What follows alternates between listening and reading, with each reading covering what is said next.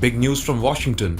President Donald Trump and Elon Musk are leading an aggressive plan to shrink the federal government. Over 9,500 federal workers have already been let go. This is part of a major shift to cut back government bureaucracy, which they believe is too large and too costly.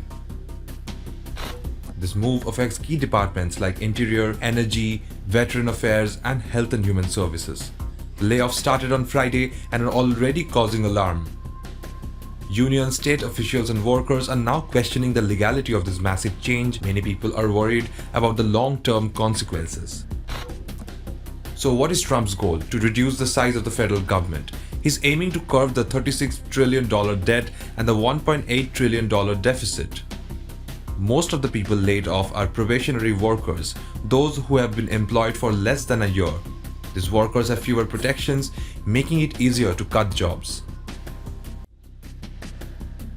This is also part of a larger plan that has already seen 75,000 workers accept buyouts. Trump and Musk's initiative is about trimming down the workforce, and it's adding up to nearly 3% of the total federal civilian workforce. They want to make the government more efficient, but critics say they are not considering the real-world impact. Elon Musk's role in downsizing effort is raising eyebrows. His plan, called the Department of Government Efficiency or DOGE, is designed to reduce civil service protections. Legal experts and union leaders are fighting back. Musk and Trump are also freezing foreign aid, cutting budgets and targeting specific agencies.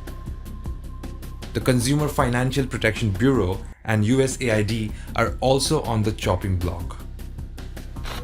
And it's just not one department facing cuts. Nearly half of the probationary workers at the CDC and NIH are out of a job. The US Forest Service is laying off 3,400 employees, while the National Park Service is letting go of 1,000. The IRS is also preparing for cuts as tax season approaches.